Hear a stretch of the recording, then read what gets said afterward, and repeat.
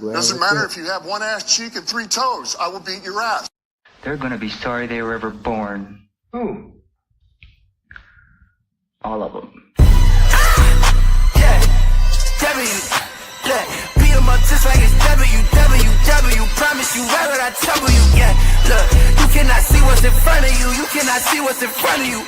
Yeah, promise that you get to run into if you knew what's about to come to you. It's about to get real dangerous. It's about to get real dangerous. It's about to get real dangerous. It's about to get real dangerous. Today's episode is powered by Dre's Daiquiri Shop at Cotton Gin, where Texas flavor meets game day energy. Cool off with our legendary Texas-style daiquiris and load up on the best football food in town. From crispy, mouth-watering wings to your favorite game day bites, Dre's is your ultimate pregame, halftime, and victory spot. Don't just watch the game. Taste the win at Dre's Daiquiri Shop at Cotton Gin. And we are back. Welcome to the One Ass Cheek and Three Toes. I am your host, Nate the Great, and I got here Mr. B.A. and Jay Weezy. Fellas, how you doing? What up, dude? What up, Doe? Well, the Lions were on a I lost my track. It might as well have been on a bye week, right? The Lions. Yeah, exactly. Thank you. Well, the Lions got off the train, and unfortunately, they weren't ready for the game. The Lions fall 24-27 to the Vikings. Yeah, there's a lot to talk about in this game and a lot to unpack. So we're just going to go ahead and jump into it. Give me your initial thoughts of the game. B, go for it first. The team didn't come prepared. It's like they left everything, and I mean, all three phases of the game were messed up. It didn't look like nobody came back from the bye week. That's what they left their game, way back in the bye week somewhere. And I think that has to do with a lot. And I accepted DC's apology for that, because he is a coach. He's supposed to want to have them ready. And he said, I thought I had them ready, but they weren't ready. So that's on me. That's a good call, because I got two questions for you, and both of y'all actually, and then I'll let you get into Jay. First off, somebody said that this game kind of reminded them of when we had the bye week for the playoffs and came back against the Commanders and looked flat on all ends. Fair or foul on that? That's different situation. I mean, it is a different situation, but they both had a week off, and the teams both looked like a shell of themselves, and both teams came on with momentum. The Lions beating the Vikings and getting that number 1 seed, to where the Lions beat the Bucks on Monday Night Football, all that hype, and then come out flat in the next game. So there is some similarities. That's just coincidence. They're 3-2 after the bye, so they're 50% basically, and that's just the way it goes. You either ready to come off there or not. The playoffs and a regular season game are two different beasts. And then there was many things going on in the playoffs last year with both of the coordinators that is true. Doing everything else, but preparing. But I'm just talking about the players coming out flat in the game. Both games, the players came out flat. They looked terrible on all facets. That's the only thing I'm saying is a correlation. Another thing too is, do you think that the bye week really does favor us? Because I felt like we had a lot of momentum after the Bucks game. Played with a lot of no-names, played our hearts out, left everything on the field, and then we have a week off after all that momentum, and then you come back and you look like shit. Let's just call it what it is. It favors us, because bye week is for people to get healthy, come back, prepare a little bit more, and be able to execute your game plan the next game. But did we get healthier? We got more injuries after the bye week. It was supposed to be that way. Yeah. That's what it's supposed to be for, but I don't know what it is. I heard B just said that Dan Campbell was basically saying it's on me. I didn't have my team prepared. So how many times has he said that? How many Yeah. times has he said that? What And were I'm you like, doing? dude, You had 12 why are days we not left. prepared? What were you doing? Prepared. I want to know if you were out there partying, if you were really But how many prepared. times has he said it, We though? wanna- Considering the fact what the Well- records have been for the Well, to Lions be over the fair, last. but every time it's always the same thing. We weren't ready. We weren't ready. Like, I dude, wanna you know- gotta give me something more than we weren't ready. And that's exactly what I'm saying, because you can give me an answer of, well, you know, we didn't prepare the way we should have prepared, or we should have executed our game plan, and we need to get better at that. But if you say it's my fault, I didn't have them prepared, that kind of lets me know that you're not doing something that you know you're supposed to be doing. You're admitting that. And so it could have been just the whole team. The whole team it didn't come off the. Yeah. What's up, Fire Kids? What's up, man?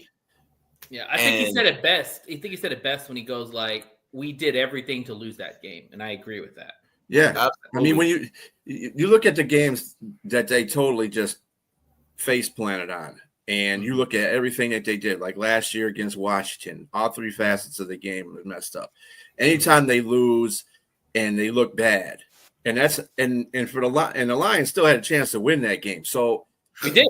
That's very true. To me is more this game. The Lions lost the game than Minnesota won it. Minnesota did come prepared. I'm not taking nothing away from Minnesota. They were ready to go. I agree. You know what? Would have matched intensity. This would have been a game that the Lions would have won. Go ahead, Jay. You know what this game showed me? This game showed me that our offense might be more of a problem than we really think it is, and we want to admit it, because it's been a trend. It's been a trend that our offense have been sputtering. We aren't on the losses. Yeah, the losses. level. We're not able to run the football, and our lines get annihilated. Not able to convert on third downs when we need to. The penalties are killing us. We all have said that, and especially in the group chat, that our penalties are killing us as well. And how concerning is Johnny Morton? I really, really want to touch on that really quick. I know you two don't have a problem with him. We'll get into Johnny Morton real quick, but I just want to break down a little bit more of the whole game. I think the important part that B did bring up is that we had a chance to win that game. If Jake Bates doesn't get that field goal blocked, there's no points for the Vikings, you know. And if you want a silver lining, Goff played well, you know. J-Mo played well. Amara played well. Laporta played well. The only one that really played bad was Gibbs and Montgomery. The running game was non-existent. Yeah, there was 65 yards on the ground. You can't. And Gibbs, that's not Lions football. And Gibbs, you want to know something before anybody killed Gibbs about that block that he missed on that linebacker? It's kind of unfair to have a linebacker that's probably 50 pounds heavier than you are with at least an 8 to 10 yard head start. That was a hard ass for Gibbs. To blast straight into him. That could have gotten Gibbs injured big time right there. Yeah. So I'm not really too mad at it. Yeah, it blew up the play and ultimately caused the sack. But I'm not going to get mad at Jahmyr Gibbs for that, because he would have gotten obliterated right there. He just really would have. Right. And let me add this other point too. So let's talk about the defense. I thought the defense, when you look at the numbers, J.J. McCarthy had 143 yards passing all game. That's it. And if you look at the first two drives, he literally made all his hay in those two drives. Outside of that run and that third down pass he made at the end of the game, he really was a non-factor. Shep definitely brought the heat after the half and put it on his ass. And then the special teams, man. I think nobody's talking about the special teams right now this year. Our kickoff coverage is terrible. Mm-hmm. That shit's got to get cleaned up quick, because you look at when the Lions scored, they gave that ball right to the Vikings with the momentum at literally almost half field, and they went all the way down for a touchdown. That's a lot to ask for your defense to have to stop literally on the first drive when you give up. And also, let's not forget that touchdown that was called back from Minnesota due to that holding call. I mean, and that was. It was questionable. I'm happy they got that call. It was ticky tack. I've seen worse. Yeah. But I mean, the special teams definitely have to get better. Follow your assignment. Phipps got to get his stuff together on that one, man. That's no excuse, because we've always been top in special teams. Absolutely. And I don't know what's going on with Bates, man. Bates needs to get his stuff together too. The only one that I'm not worried about is Fox. Fox still puts boomers in the air, man. The guy just is money. But let's talk about Johnny Morton. Okay, You're probably the only person that probably has a problem with him. So I just want you to tell me what issues you're seeing with him on here. And well, Johnny Moore, and I really want to bring up something. Remember a couple of weeks ago when the Lions decimated the Bears? They beat the Browns with that good defense, and they beat Cincinnati. We were all like, you know what? See, this Lions offense isn't missing a beat. But against Kansas City, against Tampa Bay last week, and now against the Minnesota Vikings, it's better defenses. Let's be fair. Better defenses. Go ahead. Since Cleveland's defense is probably better than all of those defenses we have faced in that time. But the Bucs are good defense. Kansas City's got a really good defense. Bucs are a good defense, but they were let's be fair and know that they were missing a lot of people up front. Whether it may have been Kalijah Kancey, they were missing a lot of good pieces on their team as well. But regardless, we were able to put up a bunch of points against a great run-heavy defense against the Cleveland Browns. But then you go out here and you give up 5 sacks against the Minnesota Vikings. Now, while they're good, they got 5 sacks. How many quarterback hits did they get? How many quarterback pressures did they get? I mean, our offense looked weak. Got pressured 30 times, I think, for the game. That's what I heard. And insane number. And so let me ask you a question before you go further. So is that Johnny Morton's fault? I would say sounds like an offensive lineman's fault. I would say partially. I got stats to prove the offensive line is yes, the please problem. do, because I'll present you my stats and we can see why. Which is you go first because you said you were going to go first. Okay, so with Johnny Morton on third downs, does anybody notice that he's just throwing a bunch of screen passes? You know, on third down, on third and long. It depends. It depends the down and distance. I mean, if you're talking about third and longs, I'm going to blame the offensive pre-snaps. Because how many times are we getting illegal formation when Laporta and Brown both went in motion? Come on, y'all are better than that shit. They're better than that. That's that stuff. Mental right there. That's mental mistakes right there. You can't do that. The pre-snaps are killing us, man. Does anybody know what the Lions are on third down and fourth? Like a third and fourth or more. So they're 0-20 or 0-20 something. 3 for 23. Yeah. Over the past 3 games, they're 3 for 23 on third down and more. They're tied with the Tennessee Titans and Cleveland Browns on third down conversions. That is horrible. That's bad. Okay. You know where we were last year? We were in the top 5 when it came down to third down. That's been a big problem all year. This year we're at 20. So when we're talking about a big drop off like that, where you're dropping 15, 16 spots, that is a big deal, especially for an offense that we have that's so dynamic, that's so explosive, that, we can say, hey, you know what? We're missing a couple linemen and we've got rookies. But at the end of the day, that's also a portion of Johnny Morton's fault. We can't see him and say all the good that he's the offensive coordinator. That's fair. Yeah, we can't say all the good that happens. It's like Johnny Moore and Dan Campbell are doing a great job, but then when we see stats like that, it's it's just penalties. I mean, they still have a top offense, Jay. We can't ignore that. They still have a top offense. We do have a top offense, but statistically, right now they're falling behind. Like I said, when it comes down to third down conversions, they're at 20 right now compared to being in the top 5 last year. Okay, and let me let B get his stats in so we can go back and forth. All right, B, give your stats. Correlation with the offense failing is correlation with how the offensive line is. Okay? Let me put it to you this way.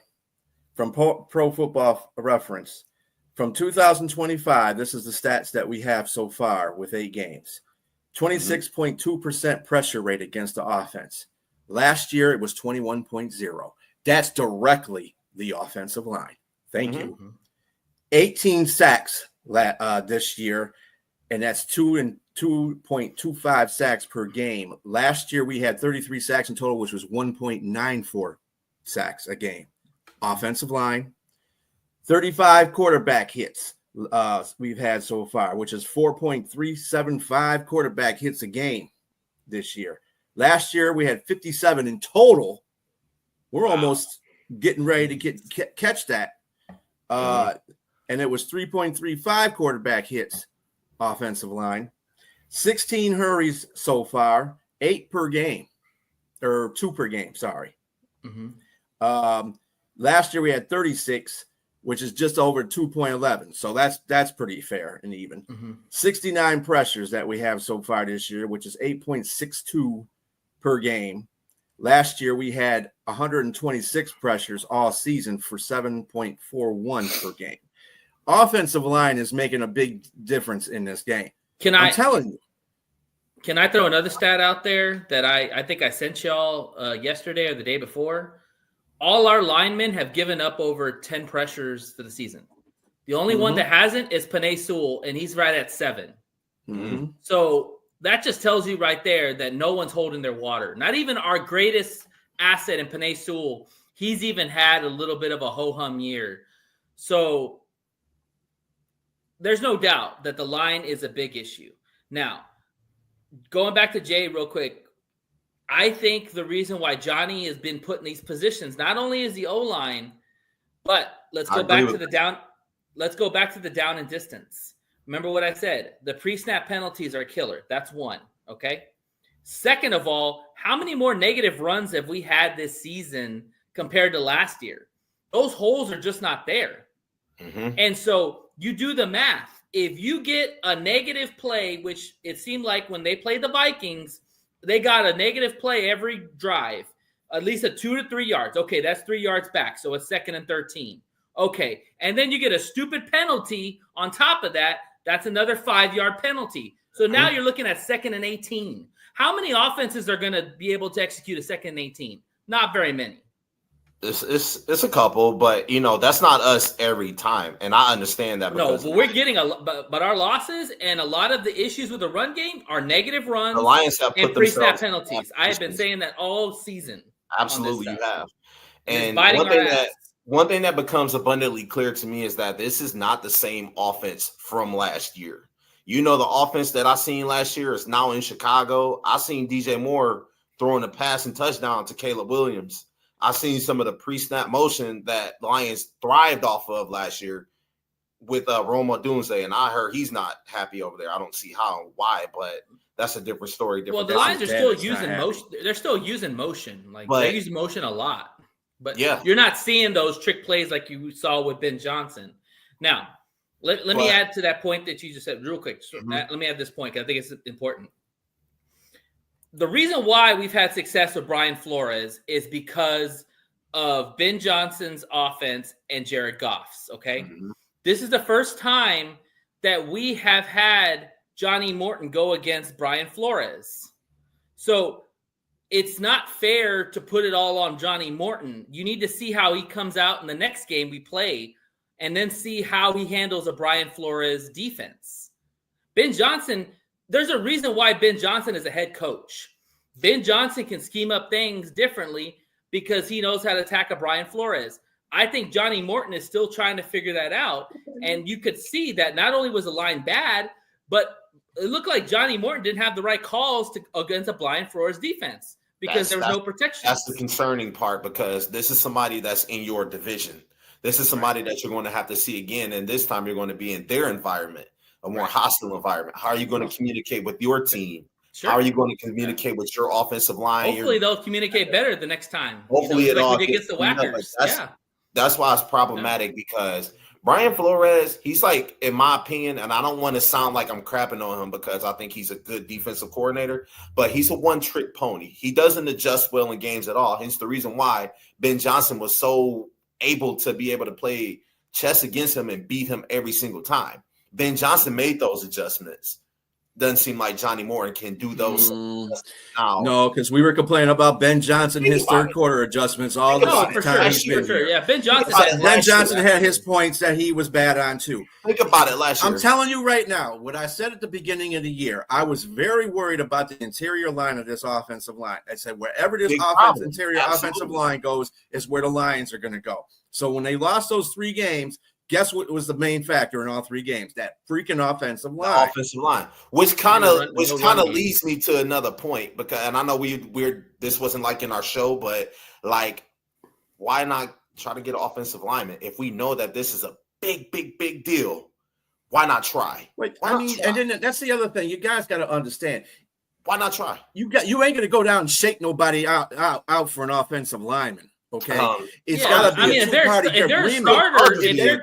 If they're good, they're starters. They're not going to get rid of a starter. Brent's shaking his head because he tried to make a play for an offensive line. It's a two-way street. You got to have something to barter for. If it's not if it's too expensive for the Lions to get an offensive line, he's not going to do that. Saints. But Jay, they need a tackle. They lost both their tackles. He's a guard tackle. He can play guard and tackle. He can play both. Okay, but they gave up a 7th round pick. You don't think they need more help? I'm sorry. A 6th round pick, 2007, 2027 6th round pick. You know, like that's just something that is just like you can just bring in for just quick depth until somebody comes back injured from injury or somebody. Jay, you can't act naive like that because you can't act like Brad hasn't been calling people again. Do we know that he made phone calls? Well, how do you know he doesn't? The point is, nobody can say nothing about what the Lions need or what they don't need because they're outside the organization. The Lions themselves know what they need. We were just talking about how we said the interior offensive lineman needed help. That's a clear need that I think everybody could agree upon, right? Interior offensive linemen definitely need help. They need to play better, yes. Okay, let me break this down real quick. Look at the 3 losses we've had. The first game was basically kind of a preseason game, okay? You had 2 rookies in there, and you had Graham, who hadn't played a starting position in a while. That was fair that it was going to be a mess. Communication was an issue, no doubt about that, okay? That's the first game. The second game, the Chiefs, I don't think the Lions played that bad against the Chiefs. I think that they just had some moments where they got to Goff and made it hard on the offense. But for the most part, the Lions were able to move the ball down the field. So I don't really call that a big issue. Now, the Vikings, this is probably the worst that I've seen the line play all year, even worse than the Green Bay Packers. Team. Exactly, because everybody was giving up pressure all over. Your running backs, your tackles, your interior, it was a mess, okay? And here's the thing. You got those 2 rookies still in the middle, and you lost one now too. Yeah, and you lost one. That's like a big need because now who do we have to step up? Well, they got okay, so let's talk about it. They have Coyote Awashika, who's been a starter for the Lions. You can plug him in, and on top of that, Miles Frazier. They can put Skipper, yeah. Or they drafted Miles Frazier, who they got from LSU. He should be back next week or so. I got a question for the both of y'all. He's a young guard. I got a question for the both of y'all, and I want the truth so help the truth, none so help you God. Do you trust Awashika as much as you trusted Mahogany, especially with these couple of games we got coming up, especially with Philadelphia looming? They have one of the best interior defensive linemen in the game, and we still have a banged up interior defensive lineman. I'm going to answer this question. First, and I'll let you go. Yes, because Mahogany's given up almost 13 to 12 pressures in the season so far. So he has not been very good himself. I need to see what Awashika does before I can even make a judgment. Now, B. I agree. You can't do no worse than what Simo has been doing. I mean, again, Simo's a second-year rookie. That's what I call him because he only played 2 games last year. Well, yeah, and he did exceptionally well in one game, and the other game he was right. Now he's a starter. Carter coming to town, and you know who he's going to be lined up over. Both of them. Absolutely. Graham Glasgow is one of them. Everybody is, whether Mahogany's in there or another rookie's in there, they are going to attack that interior all season. That is how. Listen, the blueprint to stop the Lions is very simple.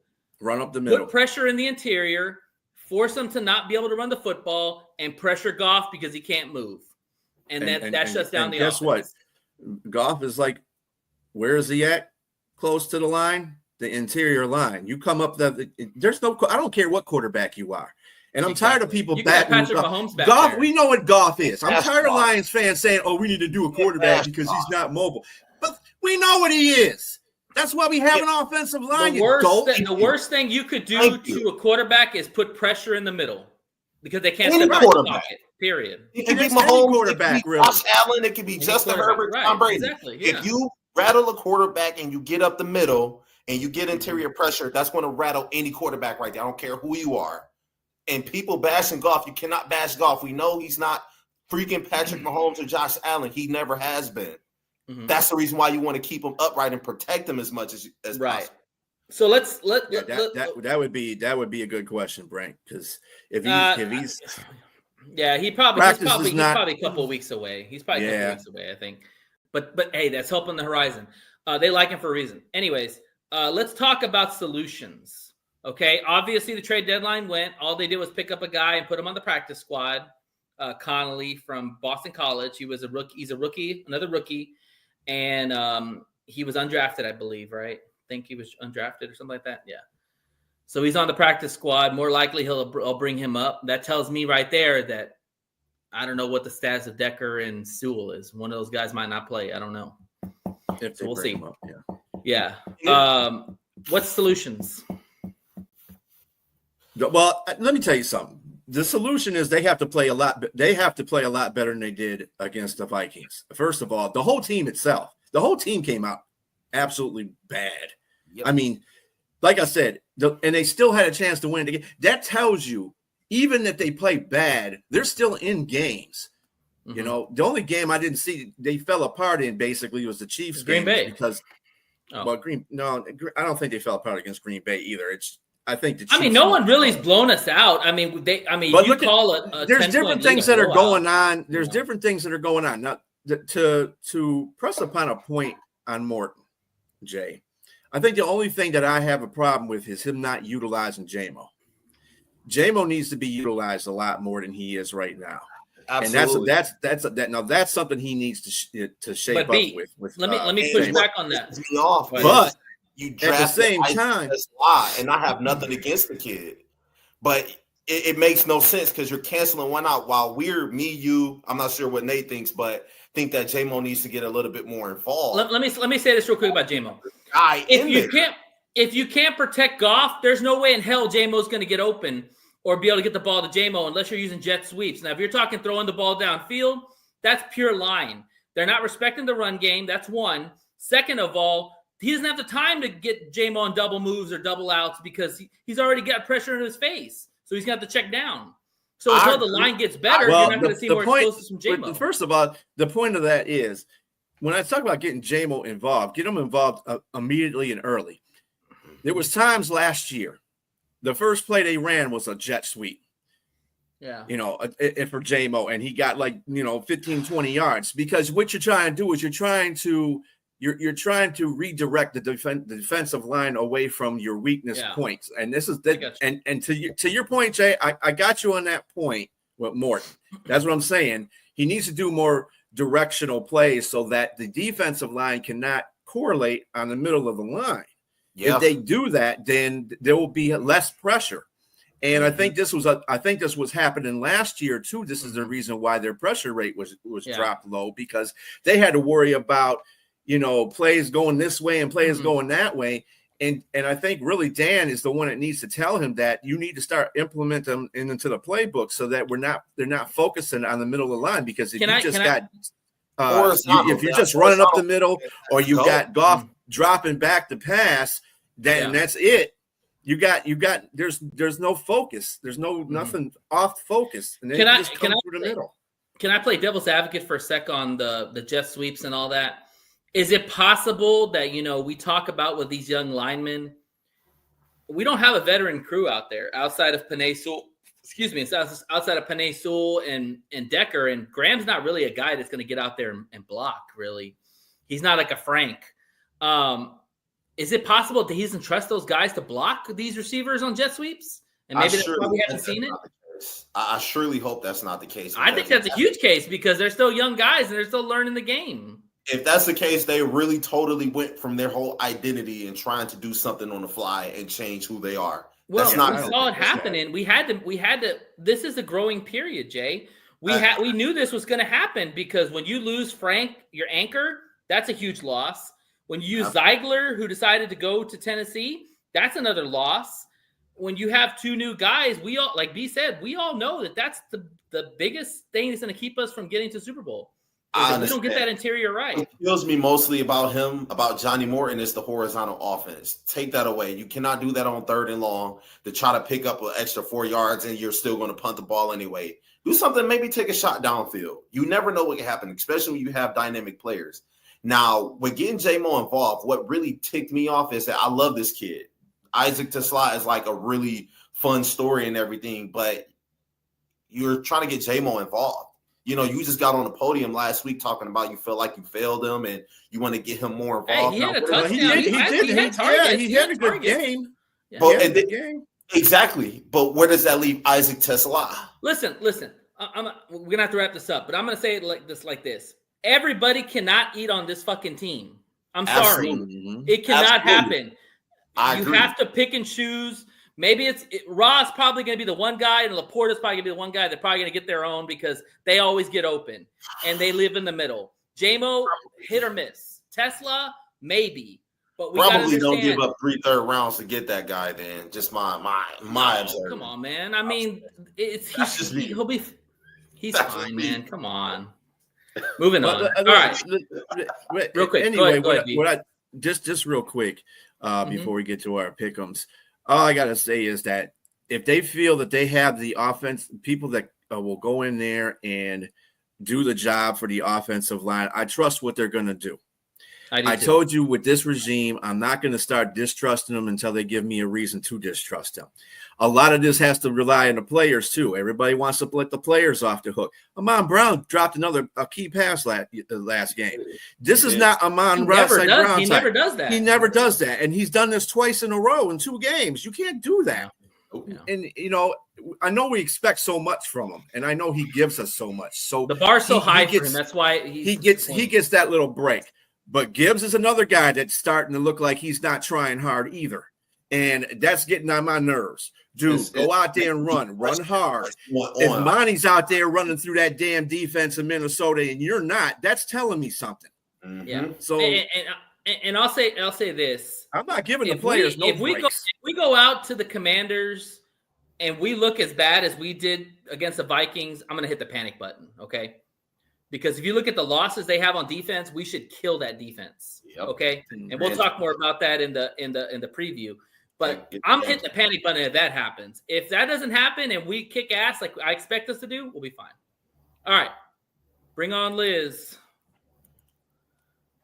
Hey guys, can you hear me? Can hear you. Yeah, loud and clear. Awesome. All right. No, I'm joking. Give us your power rankings. See where the Lions fit. Oh yeah. Well, you're not gonna like this anyway, so yeah, probably not.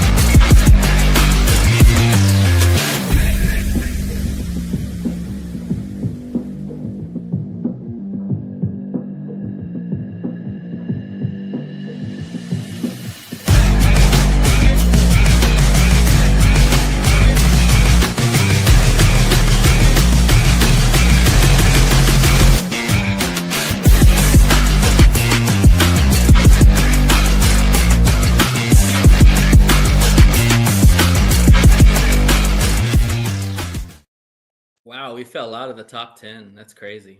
Mm-hmm. Yeah, just based on how I do the system. But if I was just a person that was just making up a top 10 ranking, Green Bay sure the fuck wouldn't be in the top 10. Wow. They lost to the Panthers.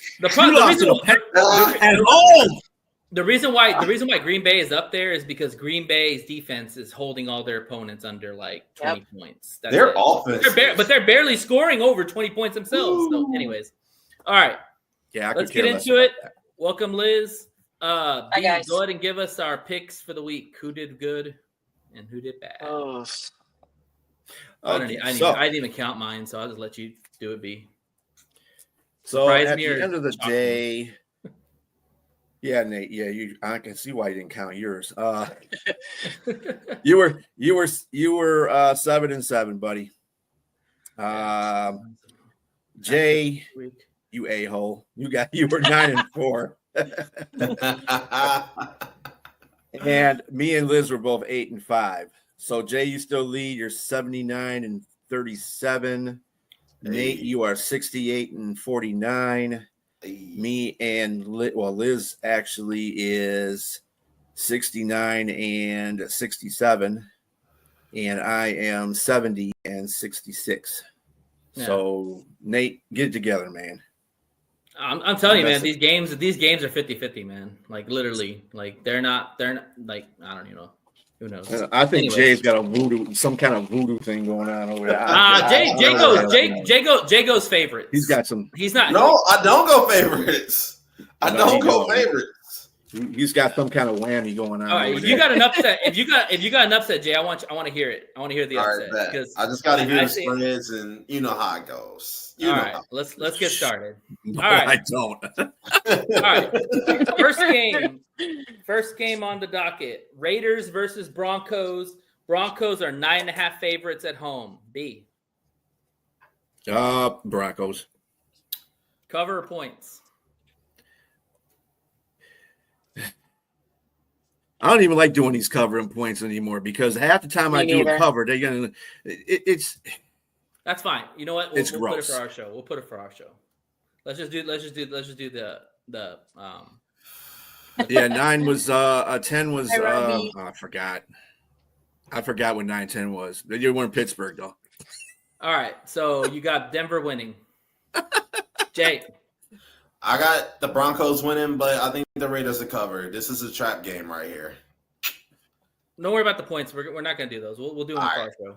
I mean, I don't know how. Well, I guess I don't know how you would call this a trap game. It's a divisional rival, so I wouldn't. Yeah. No divisional rivals. Yeah, no divisional rivals. Trap game.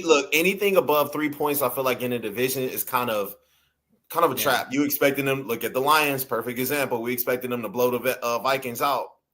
Yeah, that spread's a little interesting for me because Denver really hasn't looked very hot until the fourth quarter. Exactly. Go ahead. We're expecting the Broncos to just blow them out. I don't expect that, but I'm taking the Broncos. Yeah. All right.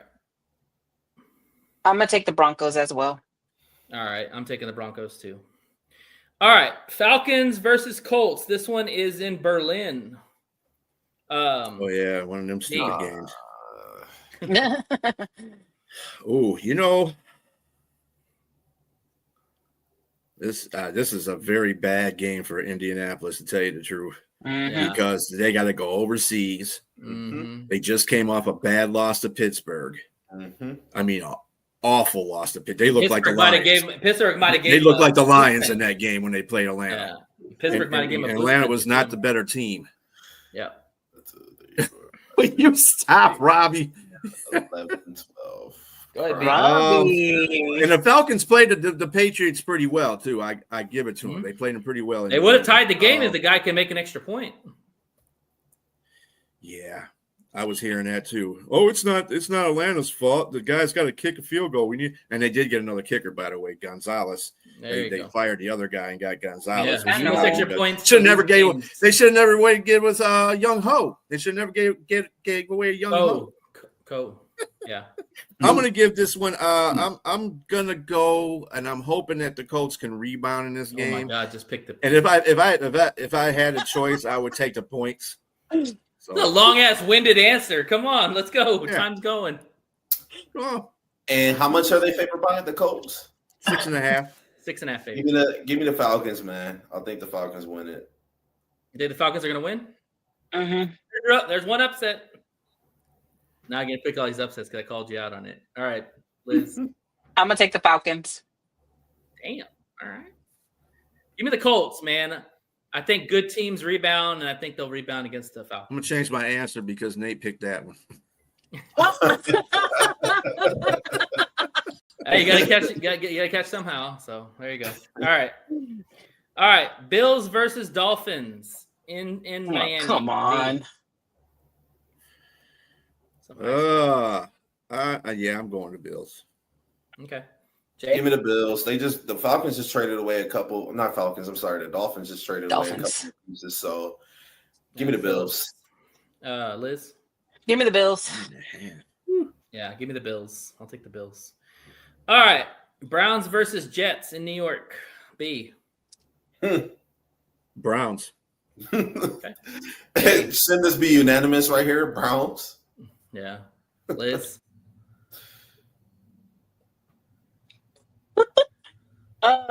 Where is it at? It's in New York. It's in New York? Okay. Jets. Whew. I know this one I went back and forth on, but I'm gonna go with the Browns, man. I think Gabriel can win. All right. Giants versus Bears in Chicago. B. I already know who you're going to go for. You're going to go for the Giants. So I'm going to just put Nate down for the Giants because he always picks against the NFC North teams. Did I not pick Green Bay against the Packers? I mean, the Panthers. And that's a game you should have picked. Oh, shit, right? Oh, my goodness. Go ahead, Jay. At the Bears. Okay. I would have to say, can I rely on I'll go Bears. Okay. Jay? Give me the gummy bears, man. Liz? The Bears. The Bears. The Bears. You think I trust Jackson Dart on the road with no weapons? Of course it's the Bears. I hate to admit it, but it's the Bears. Hey, shit. Hey, let me line up at running back. I can do it better than who they got now. I'm sure. All right. All right. Patriots versus Bucks in Tampa. B. Ooh, another good game. Yeah. Bucks. I am going to go. I'm going with the Bucks because of that fact, and they're at Tampa Bay. New England was playing good, but I don't know if they're good enough to beat the Bucks yet. I'm just Jay. What's the spread? I need to know the spread because this is going to 2.5. Bucks are favored. Give me the Pats. I think the Bucks are struggling right now. I think you're taking the Pats to win. I'm taking the Pats to win. Give me the Pats. I don't know if that's really an upset because that could go either way. Not an upset, but it's just more so of I think the Pats are going to win. All right, Liz. I'm gonna take the Patriots. Okay. Yeah, this will tell me how good the Patriots are if they can win on the road in Tampa in a hostile environment against Baker Mayfield, especially Drake May. He's playing really well. But give me the Bucks at home. I think they rebound after getting I'm changing that one too. No. Damn. All right. All right. On that note, Ravens at Vikings. B. Ravens at Vikings. I got the Ravens. Jay. Yeah, give me the Ravens. I think they bounce back. Back. Give me the Vikings. Damn. Okay. Are you kidding me? Lamar Jackson versus JJ McCarthy? It's not even a battle. Lamar Jackson all day. Come on. Any given Sunday. Yeah, but Lamar Jackson's on a mission to get to. If you're picking off at every given Sunday, damn, we would be picking all kinds of goofy stuff. Yeah. And JJ wasn't a world beater in that game. He had some moments. Robbie is stupid today. He's on his shit. Lamar Jackson, they're about to go on a big roll. Yeah, sure. Yeah, I think they are too. They got a nice schedule too. All right, Saints versus Sonia's Panthers. B. Oh, I definitely got. I know I'm gonna have to endure another week of this, but I'm going with the Panthers. Jay. Sonia, this for you, homie. I'm taking the Panthers. Liz. Panthers. Yeah, give me the Panthers, man. The Panthers are playing really good ball, and that defense is playing superb. Mm-hmm. Watch out for that. They showed me a lot against Green Bay. They did. Really did. They did. Cardinals versus Seahawks. Seahawks are at home. Jay. I'm sorry. B. Seahawks. I got the Sea Chickens. All right. Jay. Sea Chickens all day. Cardinals blow. Liz. Seahawks. They did beat Dallas yesterday. Yeah, they just beat Dallas. It was a pretty good game. I can beat Dallas by myself, man. Line me up. It's because I picked them to win too. Damn it. Me too. That's where all the losses came from. Yes, we all lost. This might be a bold take, but I think the Seahawks might win this division conference. I don't know. I don't know, dude. Stafford out there balling, dude. Yeah, that is true. They still have to play again. They still have to play again. Yeah, they do. Yeah. But man, the way Seahawks Darnold. So everybody wins Seahawks on this one? Yeah. Yep. I mean, seriously, once again, the Vikings fucked up not taking Darnold, man. Darnold is playing out of his mind. And they just got Shaheed. So get ready. Now they got two weapons to worry about. All right. Rams versus Niners in the San Francisco. B. Yeah, I'm going Rams in that one. Yeah. All right, Jay. Going with the Rams. No way San Francisco sweep LA. No way. I can't see it. Liz? But it's in the West, right? And Purdy might play. Purdy might play, I think. I'm going to go 49ers. Yeah, I'm going 49ers too. Upset special. How you going to go 49ers? You don't even like the 49ers. Upset. Oh, Lord. I'm telling you, man, Stafford struggles on the road at times. Yep. Give me the Niners. Give me the Niners. 49ers. All right. Steelers versus Chargers in San Diego. I mean, I'm LA, sorry. What's the spread on that one? It's 3. 3? In favor of Pittsburgh, ain't it? Chargers are favored to win by 3. Oh, Chargers 2.5. Yeah. Ooh. I'm going Pittsburgh because Chargers just lost Alt. And anytime when Alt leaves that system right there, they're through. Yeah, it's not good. Jay? Give me the give me the Chargers. They just got them offensive linemen. I think they can run the ball well. Maybe not as well. He ain't all. I'm done. Give me the Chargers. Give me the Chargers. Yeah, I'm taking the Chargers too. It's at home, and I think that it's going to be a shootout, and I think Herbert wins it. Cross-country trip. Never ends. All right. Opposing team. Not true. The game of the fuck yous. Eagles versus Whackers. Oh. I hate both fucking teams. Woo. B, what'd you say? Oh, yeah, definitely the Eagles are going to win this one. Yep. I agree. Give me the Eagles. They just lost. Hey, Packers. I'm sorry you lost Tucker Kraft, but that was like their version of Amon-Ra. That's their best weapon. That's their best weapon. So, you know, it's going to be hard running that ball against that Eagles defense. Oh, yeah. Yeah. And you know they're going to use the tush push in that game because they voted against it. That's all they should do, the tush push every play. Exactly. This one's hard for me. This one's really hard for me. I really don't know. Of course, because you like the Packers. Well, yeah, but I also have friends that are Eagle fans. She's a Packers fan. Well, because I love them because of my friends, and I love the Eagles because of my friends. Like, these are their... Oh, Lord, team you should love is the Texans. Okay, I'm just going to go Packers. Give me the Eagles, man. Are you kidding me? You lost to the Panthers. You lost to the Browns. Like, I don't know. I feel like the Packers are going to win by a field goal, so we'll see. Saquon's going to run all over that defense all day. Saquon hasn't done nothing. He will against the Packers. He hasn't done nothing. Look at what Donald. He hasn't done nothing. Look at what Rico Dowdle did to him. He hasn't been running nothing. The last game he killed. What are you talking about? He killed the last game. But what about all the other games? They finally gave him the ball. I'm booting him from my fantasy. Well, she did trade.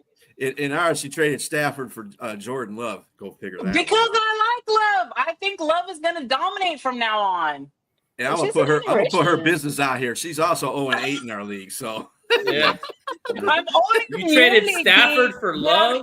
8-1 for another league and 7-2 for another league. So have you seen what Stafford's done this year? Just saying.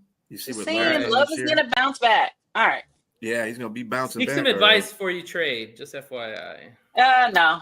Trade. All right. Jags versus Texans in Houston. B. I got the Texans in this one.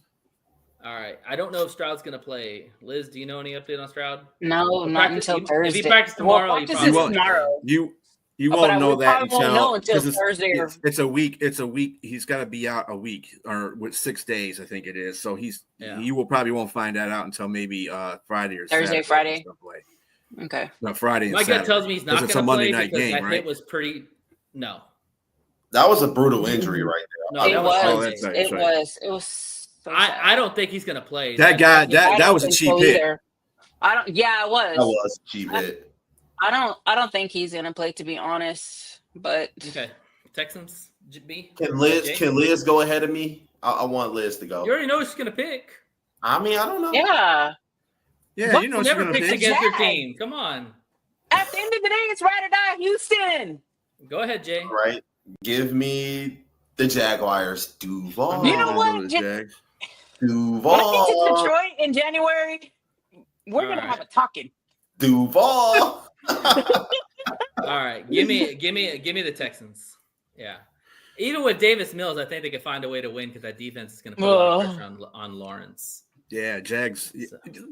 And it's at home. If it was Vegas could have beat the Jags. I would take the Jags. Could have beat the Jags. They made that 2-point convert. Jags they're just. This is it for the Texans. If they lose this game, they're done.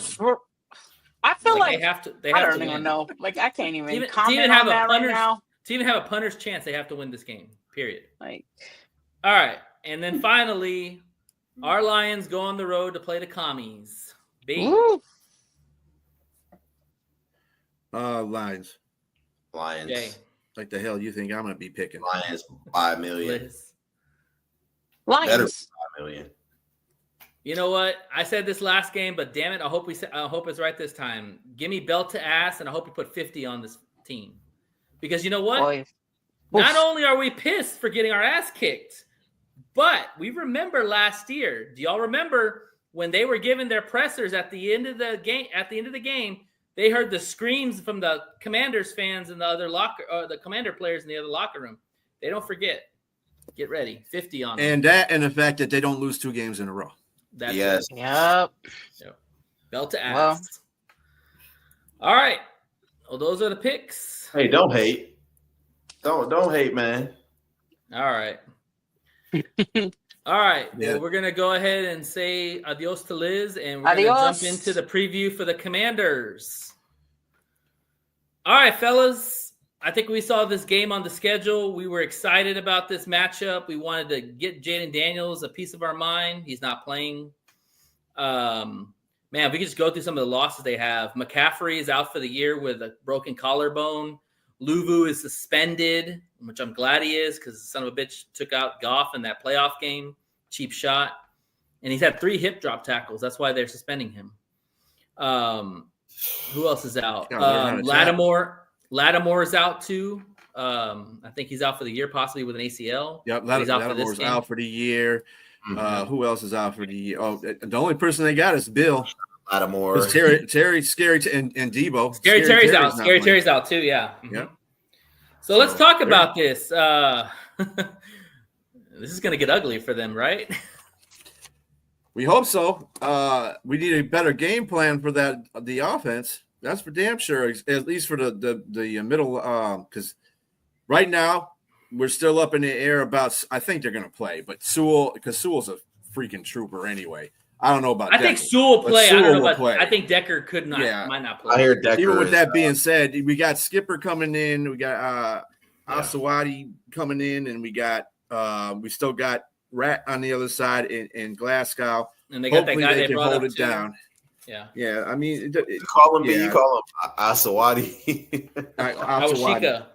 I call him Asawati. Yeah. I agree. I think the Lions should be able to handle this game. Everybody talked. There wasn't a talent issue. Obviously, it's just more of a communication. Everybody was not on the same page. Everybody needs to be on the same page and be a little bit more prepared. And if they can acknowledge that, I will acknowledge it as well and say that they will get back focused. They'll get back to their game plan and they'll do the things that they missed last game. So if the Lions can just come out with no injuries, unscathed, and just play a clean football game, I'll be happy, man.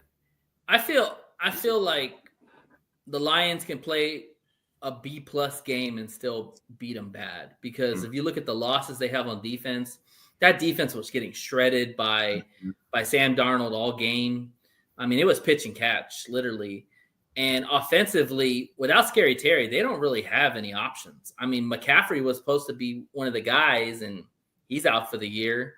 They got Bill, but the Lions are going to key in on Bill. Like, they're going to take Bill out of the game. Yeah. And they're going to say, Mariota beat us. You want to know beat us. Things I think that's playing on the mind of the Washington Commanders right now. They just lost their young quarterback. I was going to say rookie, but their young quarterback.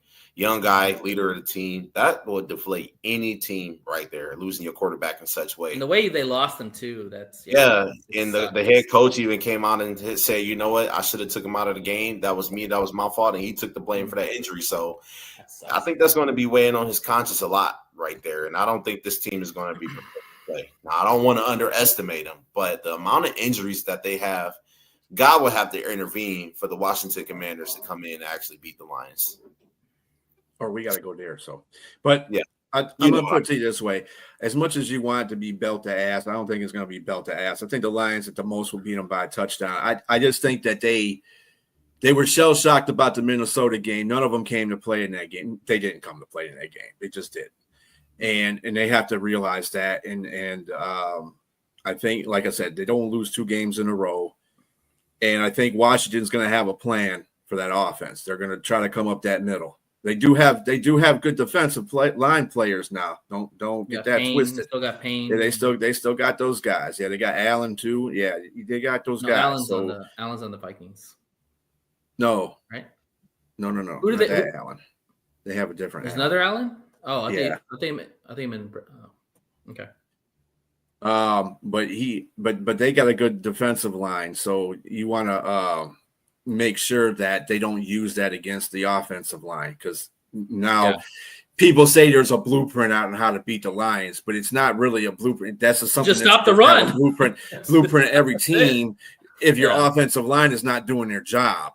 Yeah. So the offensive line's got to stand up and start, taking names, kicking ass. You know what I'm saying? So that's what they got to do. So the Lions know they should be fine. Every Lions fan knows what the blueprint is to kill us. Stop the run game and put all the pressure on Goff. That's it. Mm-hmm. Simple. Mm-hmm. Even then, sometimes it will still be hard to beat the Lions. But that's like their best chance of beating the Lions. Something you said, B, that I want to come back to that it didn't settle well with me. You said if the Lions win by a touchdown, I don't want to win by a touchdown. We need to kick some ass. I mean, this team is depleted. Like, I want at least a 2-touchdown, maybe even a 3-touchdown win, because if we only win by a touchdown, what does that say about us? That we just won? I mean, so you want style points? Well, I want to look like the Lions team that we are. If we only win by a touchdown, all the naysayers are going to be like, "Oh, what the hell? Y'all barely beat a depleted Commanders team with a backup." Ain't no naysayers got to say shit, because if you're talking about Green Bay fans, they definitely can't be talking anything right now. Fuck Green Bay fans. I'm talking about actual Lion fans. Like, Lion fans will say stuff. I guarantee. Lions fans say stuff out their ass all the time. I don't pay attention to that. But I mean, would you be satisfied? I mean, it could be. The reason why I say that is because in the NFL nowadays, in this season in particular, we could say these teams you're going to take belt to ass to all these teams that are greatly superior, but it doesn't happen that way. It's like Atlanta and Carolina. That was a perfect example. Atlanta should have won that game, but Carolina beat the crap and didn't let them score a touchdown. Same thing when Miami went to Atlanta. Atlanta was supposed to win that game, but they got their ass kicked. This league is so funny right now. I'll take a win. A win is a win. It's fair. Okay. So NFL. If they win that game and they save their strength for Philadelphia, because they got to go on the road again. They got to go from. That's why I want a blowout, because maybe we can rest some of our guys. They got to go from Washington to Philadelphia. So if they can get into Philadelphia and be healthy, and have some of their players come back by that time, Kirby should be back by that time. That'll be a big lift for the defense. Hopefully. Hopefully. If they can get him and Branch back there, and maybe DJ Reed comes back by that time too. I'm not worried about the defense after that point. Still, the offensive line is something that's got to be focused on. They got to do they got to play. They should play every freaking offensive lineman they have that's on the bus when they go to Washington, so they can see where they're at. I think that's a perfect game to do it. I think exactly. I think this is a get right game for the offense. That's why I say we could put up 50 points, because, we'll run the football efficiently, but we'll also be able to kill the secondary too, because they just lost he's not even that good. They just lost Lattimore, their best cornerback. Mikey Sanders still is going to be the other guy on the other side, and we want to get him because he got us twice in the playoff. But I mean, they're depleted in all aspects. Like, I want the Lions to come out and kick ass, and more so because I remember that game in the playoffs. This is like the Cowboy game. Go ahead. Yeah, something that bothers me are the injuries on our side of the ball as well, and we're paper thin at 2 positions right now, and that's defensive lineman and offensive lineman. And I wouldn't say that's paper just kind thin of because we have a lot of depth on the O line, but I mean, we don't know what that depth looks like. I would beg to differ. I think that that's really the softest part of our team, even though that's supposed to be a strength. But in a sense, I would say this: if somebody on the defensive line, knock on wood, were to get just even an injury where they just had to sit this game, or have to come out for a couple of seconds, like perfect example, what they call him, Bilal Muhammad, Al-Qadim Muhammad. That will only leave Aiden Hutchinson as a person as labeled as a defensive end on our depth chart. No, they got Wheat there too. He's a defensive end. Say that again. Wheat is a defensive end. Wheat. I mean, that's not somebody I'm like really looking forward to. You're talking so you're talking about starters. You're not just talking about depth because there's two differences. Well, when you have a starter, starters like now, like Aiden Hutchinson and Muhammad are two guys that we go to really apply the most pressure outside. Yeah, I agree. Yes, defensive backs or linebackers, and if we can't win the one-on-ones with those guys, and somebody were just so happen just have to miss a couple snaps or the rest of the game, that would present a lot of problems because then you would be having to send an extra linebacker, maybe an extra safety or defensive back to get extra pressure, which could leave somebody wide open. Sure. That's what killed us against the Minnesota Vikings as well. Our team was not producing the pressure, which is you had to bring Branch, you had to bring Anzalone, you had to bring Barnes. That's something that will present a problem to any team. There were 3 plays that I think were huge factors of our depth, in the Vikings game. I'll tell you all 3 of them. First one, the touchdown to Hawkinson. Harper was on that play, nowhere to be found, and wide open Hawkinson. He missed that assignment completely. I don't know where the hell he was. He lost Hawkinson completely. That's one. Arthur Millette, he gave up that huge-ass play to Addison on the deep route. Even though it was good coverage, he gave that big-ass route to Addison, and then he gave up the third down conversion to basically put the game away because McCarthy. That wasn't Millette. That was Hallett. Okay, whichever one. Doesn't fucking matter. Hallett or Millette, whatever. It wasn't our starters. Let's put it that way. So 3 plays literally cost us points big time. Like that told me right there, our depth is going to be hit or miss. Like Kirby would not allow that play. I promise you that. Who else are we missing in the cornerbacks? Well, we had our Reed and Arnold and Meek would have been in his spot. Meek probably wouldn't give up that play to Arnold, by the way. Naylor. Arnold played well. Shout out to Arnold, by the way. He got his first career touchdown interception. Called it. Sure did. Yes. Albeit it wasn't. Who gives a shit? I called it. It's a pick. Something. It actually swayed the momentum of the game. Him getting but we didn't do shit with it. That's the problem with the offense. Yeah, that's true. We still didn't do nothing with it. No. Yeah, that's why I say the whole. And to tell you the truth, the funniest part of this, they're talking about the pressure that we put on. They put on Goff, but we got 5 sacks too. You know that, right? We got 5 sacks against JJ. So we were putting pressure on JJ too. That's why that game was like it was, why it was closer. The defense was playing. They were doing their job. Defense played their ass off, ticky-tack plays that they probably let's talk about. But what the hell was the Jack Campbell? What the hell? What is it? What is he supposed to do? Come on. By definition, that's roughing the passer, but it's a weak call because if you're tackling the quarterback, how are you supposed to be able to shift your momentum to the side or something? But he did kind of shift his momentum. That's the thing, is he didn't go pile drive him into the ground. He shifted his momentum to the side and when exactly. And that's just a whack call. But everybody don't get those calls right there. I've definitely seen worse. And another one, and this is fair, but I had no idea. A leg whip on a quarterback? How the hell is that? I swear, man, they make the calls up for Detroit all the damn time. Leg whip is a leg whip, no matter what the position is. So I've never seen a quarterback get hit with a leg whip by a defensive end in my life. That was a new one to me. And I get the call. I have threw his hands up, and they've called that too.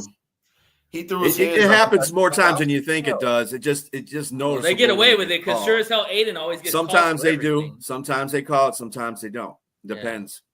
But Aiden Hutchinson. But this loss is not. They're going to look at him on the defense. I don't blame the defense at all. Shep did his thing. he made adjustments in the second half and put the pressure on JJ. And JJ was terrible the rest of the game, except for that third down pass that he made and that one run he made where Aiden, I love Aiden, man, but you cannot go inside on a running quarterback. You know better than that, bro. Yeah. No better than that. Especially on one that you played against. Exactly. Thank you. I was so pissed. It was almost And like we got special special run up the middle. We got special guests. We got Commander Nash on. What's up? Oh, here he is. Hey, everybody. How y'all doing? Good. How you doing, buddy? Good. Welcome to the show. Hey, appreciate it again. And now we can talk some X's and O's. So talk to us, man. How are you feeling? I know that last game was not a very good feeling. I probably take that last game as like when we beat the Cowboys, but we lost Aiden for the year. How are you feeling right now? What's your pulse feel like? Man, it's been an up and down season. I mean, I kind of figured, the second year, everybody's got film on Jaden Daniels. I've only expected the injuries, but when Terry signed a big contract, now he can't stay healthy. Our team's it's been a roller coaster. I thought we was going to do something, doing some trades today, but we didn't make no noise. We lost Luke McCaffrey for the year. We lost Lattimore for the year. That sucks. And then, of course, Daniels is going to be out, so Mariota's going to start Sunday against y'all. So, it's been a year, a different year from last year for sure. But no excuses. You still got Bill. Yeah, oh, absolutely. We still got a few bright spots, but there's no excuses. Next man up. Y'all went through it last year, so y'all can relate, especially in the playoffs with the injuries y'all had too. So, Absolutely. Yep. Not fun. Not fun. No, not at all. How are you feeling about this game? Well,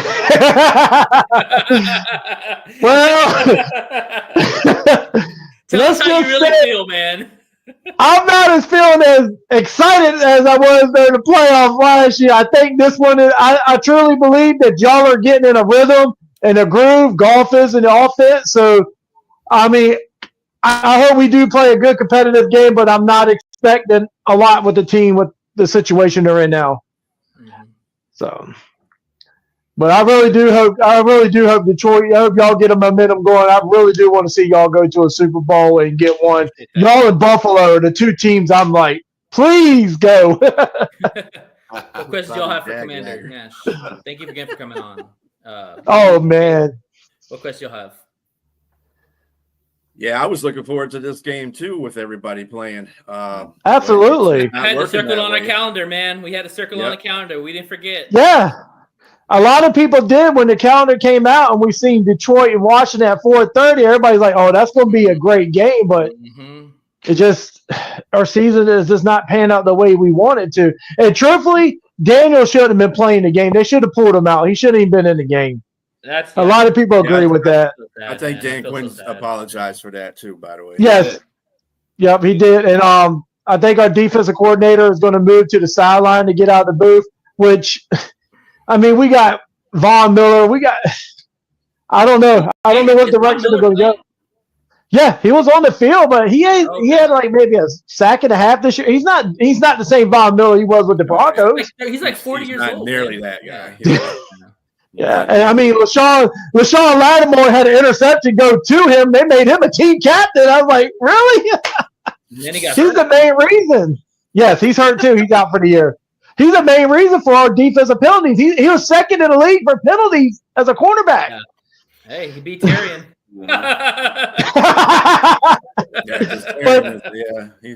I mean, I don't even know if Terry McLaurin's playing this Sunday. It's back and forth. I don't even know if he's out. I think he's out. He's out. They're going to rest him He's for the next He'll be out for the next 2 games, and that. So he won't be back till the bye week till we come back from Spain and play the Dolphins. Yeah. I mean, I got a question for you. Tell me a bright spot, something that you can possibly shed light on, something that's positive going into this game Sunday. Oh man, you put me on the spot on that one. Good question. Bill, like you said, running back, that's been a bright spot this year. Lane from Virginia Tech, great punt returner. Luke was doing a great job as kick returner until he got hurt. He was very good, stepping up, making some catches. Oh yeah, Zach Hurst, without a doubt. I mean, I mean, the man's in his mid-30s. He just hit 800 career. We struggle with tight ends. We struggle with tight ends. We do too. We can't guard.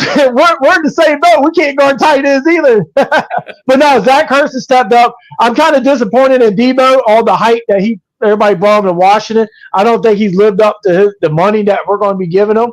But I mean, he had a chance to shine with Terry out. I don't think he's shined enough to prove he's number one receiver material, honestly. Yeah. But on the defensive side, I mean, you can't forget that Bobby Wagner. I mean, he had 2 sacks the other game. He's still making tackles. Bobby Wagner is he's a big guy. I mean, you know who he reminds me of? I think he's I think he's second in the league right now in tackles. Oh yeah, without a doubt, definitely. You know who he reminds me of someone who not necessarily just physicality, but when it comes to leadership and the impact he has on the field is James Harrison from the Pittsburgh Steelers. Oh man, that's a good comparison. You know, Harrison, field general, the guy that's always in the play, no matter how old he is. You talking about Wagner? Yeah. You know, like London Fletcher too. London Fletcher, and we got him late in his career. Yes, absolutely. And it was Wagner's one of those guys that just won't go away. Age. Like the older he got, the more he's seen the field more, the more the game slowed down for him, the more he can really just read his opponent and make impact plays. That's what I like about Bobby Wagner. Absolutely. Yeah, he was a great addition, but who's to say he's coming back next year? I mean, I kind of think we talked him into coming back another year. So with the way the team's going at 3-6, and we got to play y'all Sunday, then we got to go to Spain and play Miami. And then we got the Broncos. This is going to be a brutal month. Commander, let me ask you about Luvu because I like Luvu. I think he's got a lot of skill. His head's not always in the right place. He kind of reminds me of Quay Walker. You know, all the talent in the world, but a bonehead at sometimes. He's had 3 hip drop tackles, and that's why he's getting suspended. He also had that cheap shot on Jared Goff in the playoffs. So I don't have a lot of love for him. What's going on with this dude? I mean, Luvu, he's just intense. You know, I mean, he brings that intensity. He for our defense, and I do agree with the play in the playoffs. That was, I mean, let's call it. It is what it was. How the hell they didn't call that a penalty? Behooves me. But he did get suspended for a game. I mean, some of the tackles he makes is questionable. But I didn't really see too much out of that one. I just think that with the team losing, he was trying to make kind of spark to try to maybe do more than what he should have. And I mean, let's face it, Seattle already had the game won by the first quarter. He's their Brian Branch. There you go. I like that. Exactly. That's fair. Great player, but he's a very his head's not always on straight. Doesn't really take the right route sometimes. High intensity. It's like always you got something to prove, and you will go to great lengths to try to prove that. And Luvu was very talented. I mean, that was a guy that I looked at him. He gave the Lions hell. He give any team he plays hell. But exactly. Questionable decision that ultimately cost that defense big time. And getting suspended in such way it's just bad. It's all the way bad for him, man. Absolutely. Yeah, it's just like when Brian Branch came off a suspension himself. He was like, well, I'm sorry for that. I got another chip on my shoulder. It's like, well, dude, just don't say I'm sorry and just go along with it. I got another chip on my shoulder. You talk about a man possessed. You talk about him. What play did he get suspended off of? Which one was DeBranch? He punched Juju Smith-Schuster. Yeah, he punched. Oh, come on, man! Really? He didn't punch him. He bitch slapped his ass. Yeah. Okay. He was probably Juju probably ran his mouth. He punched him in the nose too. Well, he probably deserved it. He was probably trash talking to him. Everybody. The Chiefs are good for that. Kelsey does the same thing. He deserved it. Yeah, exactly. We don't. That's Schuster, man. And just because you don't shake Patrick Mahomes' hand doesn't mean you have to say anything about it, Juju. Like, who gives a crap? Yeah, we already had our run-in with the Chiefs. Commander, how did the Commanders attack the Lions? What's your game plan? I would say we need to get to golf, but that's going to be hard to do. We ain't been getting a pass rush. And you see what Sam Darnold, he lit us up. And golf is a way better quarterback than Sam Darnold is. And plus, y'all, with the receivers y'all got, y'all's defense is, healthier than what they were last year. Yeah. So, I mean, it's really with the morale of the team right now. I don't think the morale is high in Washington with everything going on. I mean, Daniels is not playing and his ticket prices drop. I mean, like significantly drop because he's not going to be on the field. Yeah. And let's face it, Mariota, he won the Heisman Trophy. He ain't no Jaden Daniels. Mm-hmm. No, but I'll tell you this. Your team scares me for one reason. Y'all got exposed and beat the crap on TV, national TV. Everybody saw that. If your team doesn't come out with some fire, I'm worried about what Dan Quinn's doing there. But absolutely. I expect him to have a game plan. Dan Quinn's a hell of a defensive coordinator. Kingsbury is a good offensive coordinator. I expect them to have a plan for Detroit. Like, I do not expect this to be an easy game early on. Now, if the Lions can get to y'all early, take y'all morale away, then that's a different story. Right, and a lot of people have been saying maybe Dan Quinn should take over the defense. I mean, I'm not opposed to that at this point. You're 3-6. Next week. You can do it next week. But I mean, if I'm a Detroit fan, I'm going to attack the secondary. I mean, that's our weakness right now. We're banged up in the secondary. I would attack the secondary and establish the run game. Mm-hmm. So, okay. But to your point, though, I noticed a couple of things just based off of the playoff game last year. You guys did a very good job of attacking the middle, and then we had good players in the middle. Yep. At that time, good offensive linemen in the middle. This time, we don't have as good an offensive. In fact, we're going to be limping in there with some, stole my plumbers and some plumbers and electricians as linemen right now. A bunch of Jags, just guys. Yeah. But I do believe that this game is more meaningful to Detroit at this point in the season than us. With y'all's division as competitive as it is, everybody in the NFC East, other than Philadelphia, has got a losing record. So I think Detroit's will come out with more. Something that worries. Something that worries me about this game is that last year, even with what we had going on, and you guys coming into Ford Field, the divisional round, I felt like not the Lions, but the Commanders had something to prove. Dan Quinn wanted to play spoiler, and how much is he going to want to do that against the same team, riding hot, that's fighting for the number one seed, and they're coming into your house, which you guys, they're going to throw the kitchen sink at the Detroit Lions, and I think that's probably my only concern, that even with a lot of your stars sitting out, you're going to have players playing through the whistle, playing a little bit harder, playing for that spot on the team that they could possibly have next year. Even if somebody come back, they can say, you know what, we'll up your minutes because you showed a lot while these players were down. You showed resilience. And I think that's going to bother the Lions a little bit. I think the Commanders are going to be able to slug back and forth. Now, ultimately, the Lions probably win, but I just want to see how that out. Yeah, I was just going to say, didn't you say they were going to win by double digits? I want them to. I said they better. I want them to. I think be able to slug back and forth with them. Yeah, and I think Jay brings up a great point too, because the fact is that pretty much we can agree that the season's probably over for the Commanders. Unfortunately, losing your franchise quarterback, Mariota's decent, but he's not going to get you into the playoffs. And the way that division's shaken out, I mean, the Eagles pretty much, and everybody else is kind of there. Well, you look at the rest of the schedule for the Commanders. We still got to play Philadelphia twice. We still got to play Dallas. We got to play Denver. We got to play Minnesota. It's brutal. So I agree with that. It could be possibly start thinking about next year already. Yeah. And what, to Jay's point, what he was saying is I think a lot of players are going to be playing for next year, playing for bigger roles, playing for other teams. Who knows? So you're going to see more of a possessed roster that's going to play hard and violent at times because they know their season's over. They saw their quarterback go down last week. They got their butts handed to them too. So there's a lot of fire and desire that's going to come into the commies' way Sunday. It's up to the Lions to deflate it and take their soul away early, as I always say. Well, like you said, if Detroit comes out swinging and do like Seattle did and get the points going, because right now, I mean, Washington on primetime this year, everybody had the hype from last year. We lost on Thursday night.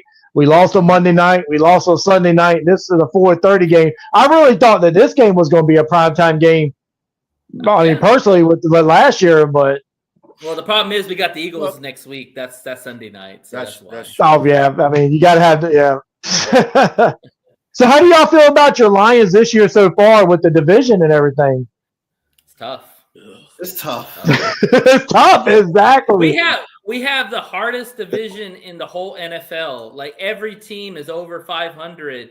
We lost to the worst team in the division, and I would argue that if you put them in another division, they're probably 2 or 3. They're not the last team, you know. Mm-hmm. Do y'all see a playoff run this year for the Lions?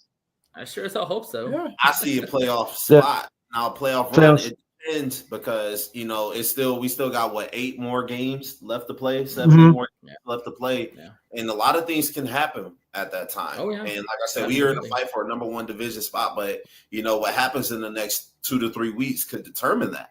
You know, who gets that spot, who runs away with the division and whatnot. And to Nate's point, the division race is tight now. The whole conference is tight right now. You still got the Rams you need to worry about. You still got the Eagles, whether we like it or not. The Eagles, the Bears.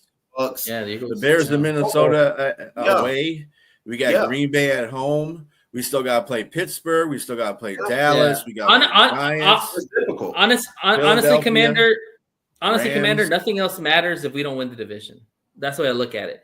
We have to secure the expectations are high for Detroit. It has been for the last few years.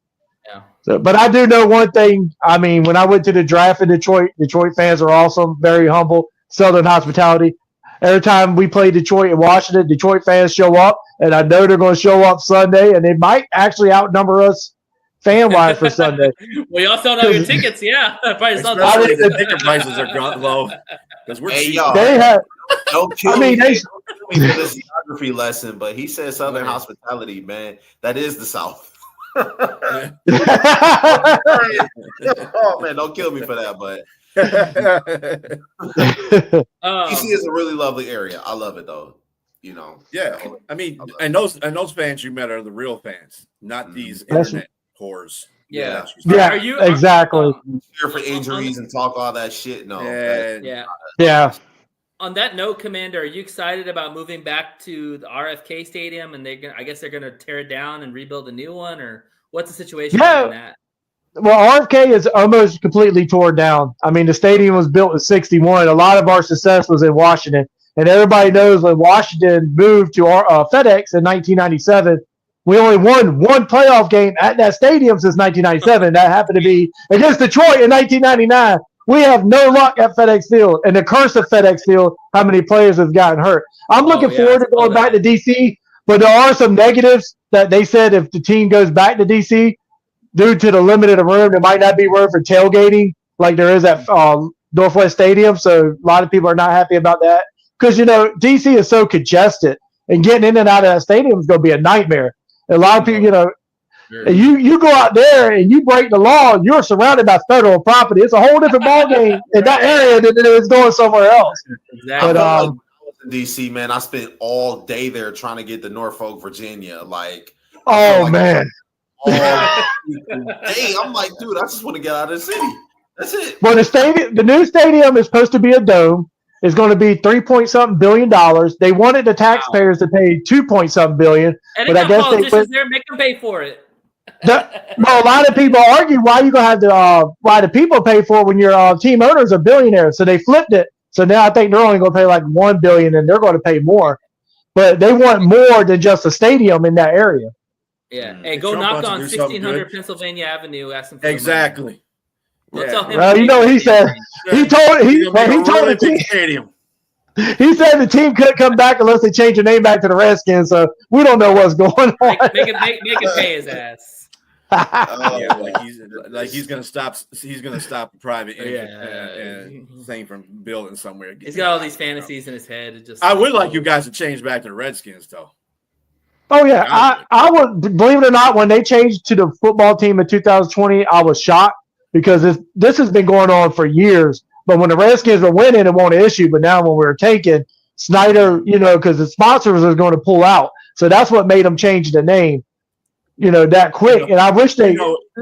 You know what that was about anyway. It wasn't even Native Americans. Redskins is the tribe around in the Potomac area. The Potomac tribe at the last time. They weren't the ones complaining.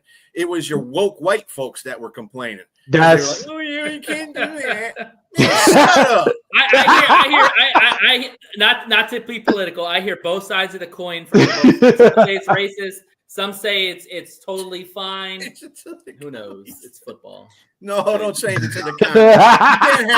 You can't have the Washington commies in the Washington. I'm sorry. I like the commies. I like it. I call them the Commodore. I was calling them the Comanches at one time. That would be cute, but yeah. But the Redskins, keep it the Redskins. I have a question for you. Oh, go ahead. I was going to ask the question: what is the identity of the Commanders? Like, what are you guys' identity? What are you based off of? What's like one thing that you know is good or reliable, of something that you could always lean on to like your bread and butter? Yeah. Man, that's I would have said Daniels, but I mean, truthfully, relying on Daniels. We relied on Terry McLaurin a lot. I mean, True. He was there in 2019. He was drafted when we were the Redskins. I mean, he's been there during the football team. He's had 1,000-yard season every season. For some reason, once he signed that big contract, but he held out through training camp, and I think that had a big reason why he can't stay healthy now. Why didn't y'all pay him? Like, he did everything for y'all. I mean, he's been a model citizen for the team. Why did it take so long to pay him? I mean, you look at his stats. His stats are average. I mean, truthfully, I don't think he's worth $35 million a year. I mean, you just had your best season last year, which was 13 touchdowns. You look at Justin Jefferson or some of these elite receivers, and he averaged barely over 1,000 yards. And he's what, 29, 30 years old? Yeah, he's never reached a 1,500-yard season. Yeah, I would never. You kind of handcuff the franchise, too, because you want a receiver like Terry McLaurin for your young quarterback in Jaden Daniels. Right. Like, you want that chemistry. He's been the safety blanket for Jaden Daniels. Oh, yeah. Without a doubt. Yeah, 100%. So, well, what's your prediction? Go ahead. Because we only got like less than 4 minutes here. What's your prediction? What's your score prediction there, Commander Nash? Well, of course, I'm going for my team, but I'm a football fan, and I really think it could be a 34-17 game.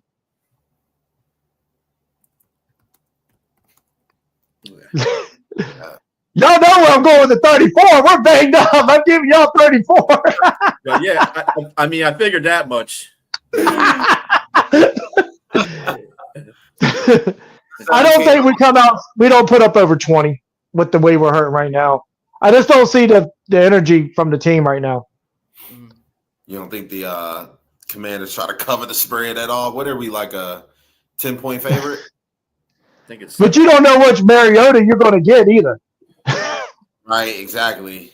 Yeah, Mariota has his days. He does have his moments, that's for sure. We are a 9.5-point favorite. I don't think. Wow. I personally don't think we're going to cover that. I think we're going to win the game. I just don't think we're going to. Yeah, same. I would like that. I think we will, but I said that last week, so who knows? Yeah, messing us all up. But yeah, it's it was good to have you on here, Commander Nash, as always. Again, sorry about the time frame which we asked. It's okay. Kind of short. Thank you for showing up and you're oh man, appreciate it. Anytime. I definitely want to do one thing. I want to give a shout out to our 2025 NFL Fan of the Year, the Riley captain Stephen Boyd. He's an Army veteran. He has not missed a home or road game since 2014. Wow. This is long overdue, and I look forward to see what he does. He's a great fan, man. Yes, sir. Absolutely. Thank you for what you do too. Are you kidding me? Yeah. For 11 years, he hasn't missed a game. Since 2014, he's never missed a road game, home game, overseas. That's a true fan right there. That's why he deserved this honor so much. I'm so happy that he got it. I nominated 10 Washington fans, and he's one of them that I nominated. What's his name again? The Riley captain, Stephen Boyd. Stephen Boyd. Oh, Stephen Boyd. Hey. Yeah. Yeah, Lion. Yeah. Yeah. Yeah. Yeah. There you go. Yeah. Hey, He do you know if he knows Pags? He's the Philadelphia Eagles. Oh man, I met him in Kansas City Drive. That dude is crazy. That dude's wild, man. Fanatic. We want to try to get him on the show next week, so we're trying to work it. Oh, absolutely, man. He is awesome too. Yeah, he is. Awesome. He's big time though. He's getting to be big time though. But oh yeah, he's cool. Yeah. So if you could put in some nice words for us, man, that'd be great. We'd love. I think he's in the. I think he's in the ESF group with myself. I have to check. I think he is one of the administrative members. No, we'd love to have him. We'd love to chop it up with him next week. I talked to him a lot anyway. Yeah. Detroit. Okay. So yeah, absolutely. Yep. Well, good luck this week. Hopefully we don't kill you too bad. You know, and hopefully Jaden Daniels gets back and healthy because he's a stud, man. It hurts to see that guy get hurt so much, man. It kind of gave me some RG3 vibes. Exactly, and honestly, if the season's out of reach, I wouldn't even rush him back. Let him heal up the right way. Yeah, exactly. He's a future for sure. Yeah. All right. Well, we appreciate you, Commander. Take care. Stay safe out there. Absolutely, man. Shout out to your friend again. Yeah. Good luck to y'all for the rest of the season, though. Yes, sir. We appreciate it. Thank you as sir. well. Yep. Thank you. Y'all have a good night. You too. You too, bud. All right. Bye-bye. Miss Liz. Is she coming on or? Yep. Yeah. There we go. What's up, guys? All right. You guys good? You can hear me? Yes. Yeah. No problems. Sing your Nice swan hat. song. No problem. Sing your swan song. Oh man. Like this hit hard. This is like a deep breath kind of hurt. Them Broncos, man, I knew they're a good team, like no doubt they're a good team. But the Broncos 18, Texans 15. That one was an ugly win because a lot of people always talk trash about like, oh, y'all, Houston, you don't play anybody, but we played somebody hard. I mean, yeah, that loss still hurt, but it's not like they like did big win. Like they lost by a field goal. We lost by a field goal. They won by a field goal. So even though like Denver keeps talking about it a lot, like I see it on Reddit about these Broncos just going crazy that they beat the Texans. Like, okay, that's great, whatever. But it was real. It wasn't just ugly. It was frustrating as hell. From the jump, we lost CJ, our leader. Stroud went down with a concussion after that nasty hit. I mean, it was intentional, but I don't know. It was a nasty hit at the end of it. Yeah, it was real dirty. And at the end of it, the side, Toro looked heated. He was pacing at the stadium back and forth. He looked like he was ready to suit up himself and be like, I got this, Stroud. And trust me, I was right there with Toro. I was mad. I was disappointed. Instantly praying for. Robbie is a damn nut. I don't know. Settle down. You've been crazy all night. Goodness gracious. I don't even want to ask what you're smoking. Like, chill, bro. Oh man. Moving on. Moving anything with Robbie. I was mad. I was disappointed, and I'm praying for CJ that he gets better, he gets healthy. So let me talk about the facts. The facts is the defense team. They showed up as they do. Houston defense is elite, straight up. It's among the very best in the league right now. They are ranked number 1 in total yards allowed per game so far this season. They gave Houston every chance to still seal this game. But the offense, it just sucked. 6 straight punts, 0 for 3 in the red zone, 3 for 17 on third downs. You can't win like that. Not against a hot team on a 6-game streak now, 7. And I gotta give a shout out to Mr. Fairbairn. He That dude tied a career high with 5 field goals. He kept was us your offense alive. there. He keeps us alive every freaking game, to be honest. Like, that dude deserves a raise. And we couldn't finish. We needed touchdown, not threes. And I gotta give it credit, and I don't want to give credit, but Bo Nix and then Broncos, they found a way. He didn't do much for 3 quarters, but when it mattered, that 25-yard scramble flipped the script.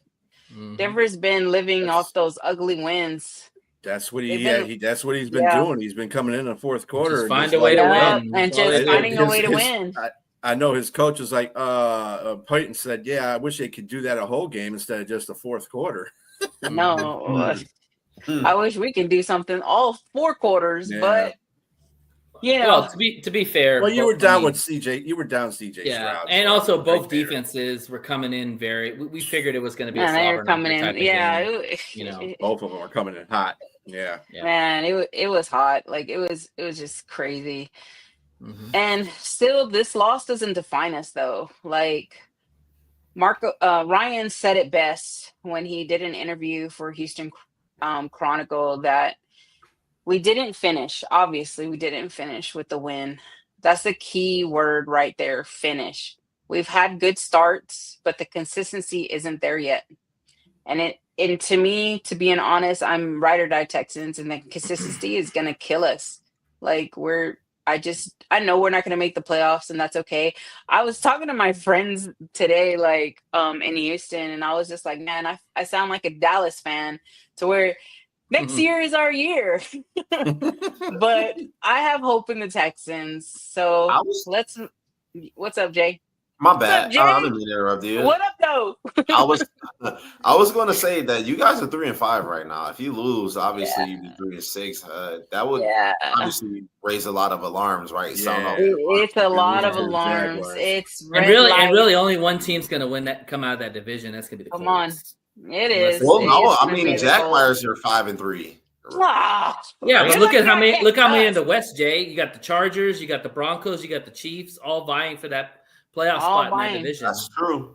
And if you lose, especially to a divisional opponent, I mean, that really automatically just kind of knocks you guys out right there. It does. It knocks us off this platform we've been chasing. Like, we've been AFC South champs, 5 years. So it's just like, oh man, it hurts, Jay. Like, I'm being honest, it hurts. Like, it's okay, it's all right, but like, Robbie giving me it is what crap. it is. I was going to ask you, give me one thing that you're really looking for from your offense. Let's just say, for example, if CJ Stroud cannot go because he's in concussion protocol, what are you looking for? What do you want out of that offense? For them to step up. For them to really step up. Like, they've been slacking ever since game 1, ever since week 1. Like, the consistency ain't there. The O-line ain't there. Like, what are we doing? Like, what do we like? Do y'all know that y'all signed a contract to play football? Y'all played good the last game that you had when CJ Stroud was playing well. That's the key to the game. If you can't have CJ Stroud in there, though, you got to start running. They hurt him, though. Like, to me, if a quarterback gets hurt, that means my O-line sucks. That wasn't I mean, I know he slid and got hit.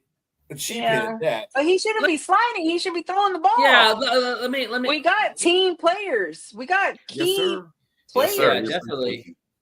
Absolutely. Let me ask that question, because I don't think it's a good idea for quarterbacks to go feet first when they're going down, because that's a 50-50 play for a defender.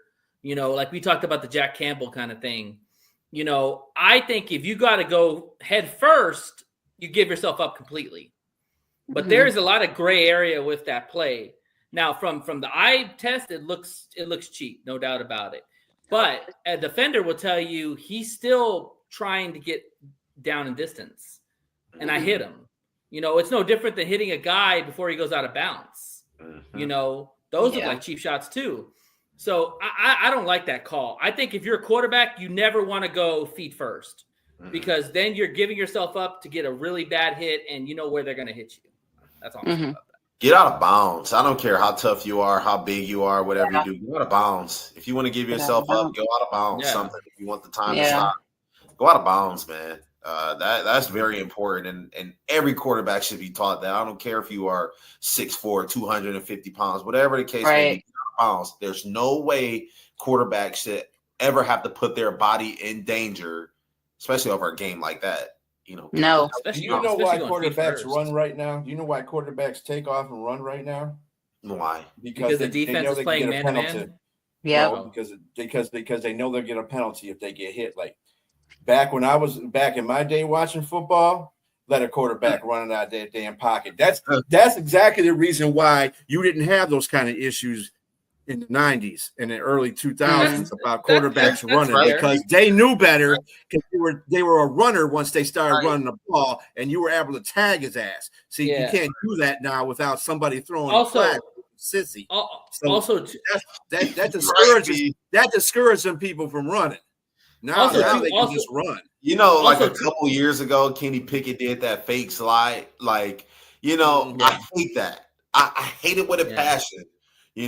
Just get the fuck out of Josh Allen does that a lot. But also too, just to kind of add to the point, like another reason why quarterbacks run is because they're running more man-to-man defense. So there's no one to take onus on the quarterback. So the quarterback sees more of an open space. We've seen Goff do that multiple times where if they're going man-to-man, everybody's guarding their dude.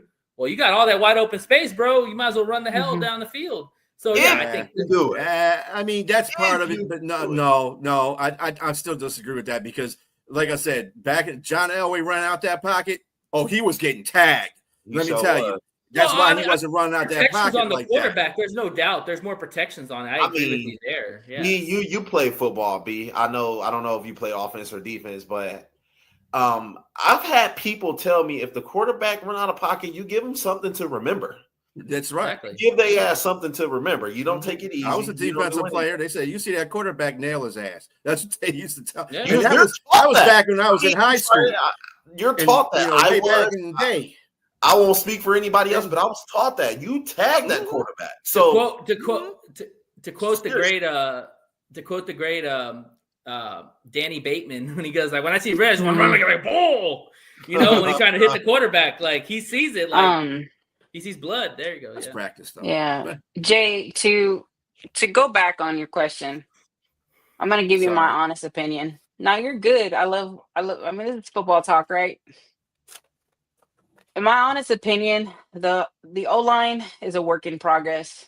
The pieces are being moved and better culture is being built, which is positive sign, right? But the baseline is low. Last year's performance was bad enough. That's improvement. Yeah. We'll need to be meaningful for the unit to be strength rather than a liability. For the Texans, they really capitalize on CJ and other weapons, but the line must improve in both pass protection and running blocking. Protection especially seems key given the high sack numbers. Like if I were to make a prediction, I expect some improvement going a little bit forward. We still have a lot of football left, but I wouldn't count on the O-line being elite yet. Too many unknowns remain. New starter scheme, like if I'm being honest, for my team, for my Houston, the O-line will likely still be a weak link in the team in this upcoming games. Unless there's a major surprise turnaround, but we have to, that O-line, man, I feel bad. Consistency again. Yeah. What, Jay? I said I feel bad for CJ. No, I do. I think honestly, we got a big low very early. I think they put a lot. I'm expecting him to carry the franchise to give him that. Yes, but we can't. That's the thing. They're just counting on him. You got he's not the only one getting paid. Everybody else is getting paid. So play football. Well, the lack of a running game is the biggest issue. No, I get you. You got to run the football. I get you. No, I get you. So now we move forward. I move forward. Next Sunday, We're right back at home. We're right back in NRG. We're taking on Jacksonville. They're coming to town. Division game.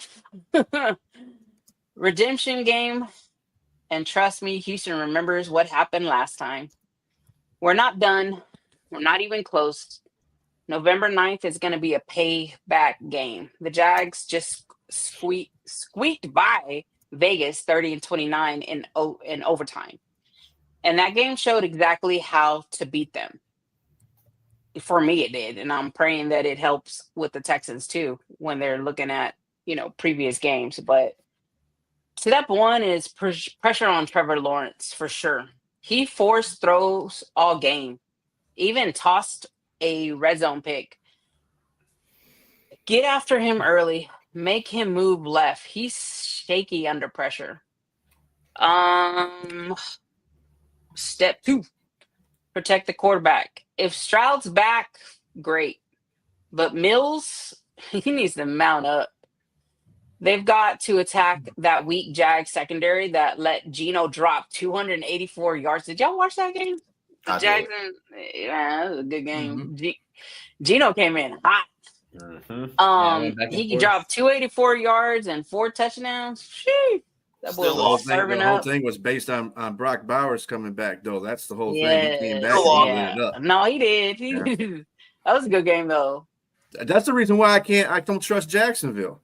I mean, Las Vegas is taking you to the hill. No, that's not even a good defense. No, Houston's got the best defense in the NFL. You know something? We do.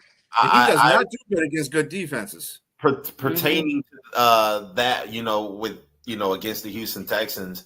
I'm sorry, Liz. I'm not even trying to be funny, but I think Jacksonville is about to take y'all to the woodshed. Seriously. Especially they just got Jacoby Myers in the trade, and that's another weapon for Trevor Lawrence. And on top of that, I feel like with Travis Hunter being injured right now, I think that's just going to be a target for Jacoby Myers. And a little bit, I think that offense is going to be humming. Seriously, this is going to be honest. Yeah. I think that defense. Yeah, if the Texans defense can play hard and play good, they'll keep them in the game. But it's going to come down to Davis Mills making plays. Let's just call it. Yes, if Davis Mills can't make plays, it's going to be a long day. It's going to be a long afternoon in NRG if he doesn't come up. And that's the thing I was talking about this earlier was like, I don't have faith in Mills, if I'm being completely honest about Houston. I don't. Well, nobody has faith in their backup. No, but we don't have faith in our backup. We should have faith in them. Absolutely. We should have faith because let me tell you why. They can't just be sitting on the sideline eating Oreos and drinking milk waiting for an opportunity. No, they should be on fire just like the quarterback is doing. I'm gonna shut you down for a sec because if they were that good, they would be a starting quarterback somewhere else. I know. Not necessarily. Not necessarily. Think about Teddy Bridgewater. Yeah, but I mean, those are allow him for 18 games. I mean, maybe all 32 teams don't have a good backup. No, of course.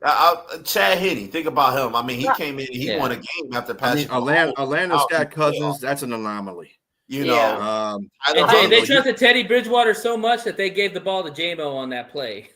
Tyler Huntley, Jacoby Brissett. Those are backups that can at least. Well, Jacoby Brissett probably is going to be a starter for the Cardinals. Huntley, he ain't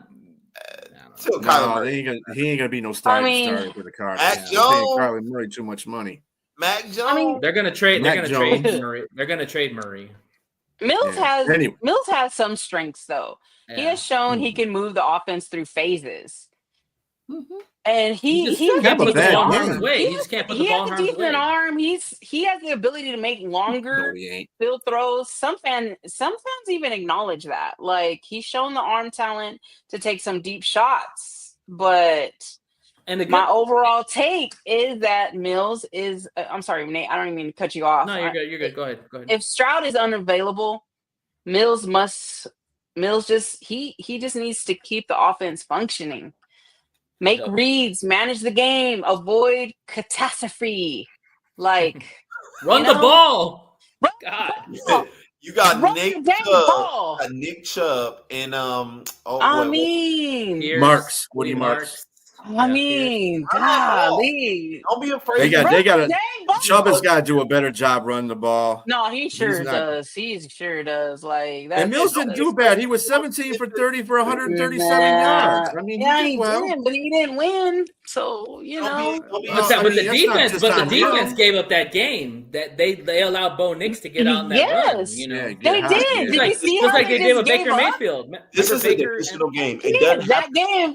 Oh my gosh, the defense! Like, come on! Like, it has to count every second, my guys. Let's go. Be a fantasy team, Robbie. But Robbie, and that might just be their Achilles heel. Like, for a while we had a trouble stopping running quarterbacks, and I gave you two examples right there. The problems stopping running quarterbacks. Mills is a good quarterback. He's fine. Your running game's got to get that running game's got to be way better than it was. Yeah. And I understand it was against Mills. It's gonna have to give him a cleaner pocket, fewer missed blocks, better run support. Like, let's go. Like, Jacksonville's defense is not Broncos' defense, so you should be able to run the ball. Yeah, that's all I'm saying. All right. Well, so to Stroud, I'm praying for you, and I love you. We're praying like big time. To Toro, keep that fire burning. And to the city of Houston, remember we ride together because this is more than football. This is H-Town pride. Houston's defense is built for this. They need to stay hungry, physically ready to redeem from week 9's heartbreak. Toro's mad. I'm mad. The city's mad. But we feel you. That's what I say all the time. Wipe your tears, Liz. Mount up for another fight because tomorrow is another day. So it is what it is. Every time I hear you say mount up, I think of Warren G and Nate. Mount up. Mount up. Mount up. I say that all the time. B. Yeah, mount up. I say that all the time. Mount up. Like, wipe your tears, Liz. Mount up. That's what I have to tell myself sometimes when I'm mad. There's no crying in football. There's no crying in football. In anything. Like, don't cry for no one. You win. Don't cry. Especially don't cry in that milk with the Oreos. Don't do that. I love milk. I cried a couple times in football. Let me tell you. I do too. Yeah. I mean, I do too. I did Sunday. I was balling. Give us your prediction for you. Oh, bold intake, right? Bold intake. All right. So Fairborn. Am I saying his name right? Fair Bear. Listen up. Like Care Bear, but fair. Care Bear, but Fair Bear. Listen up, dude. Just win the game. Like, you know what's gonna happen. I don't know what's gonna happen. It's I will come down to a field goal. Win the game. That's what I'm saying. It's gonna come down to a field goal. That's my bold intake.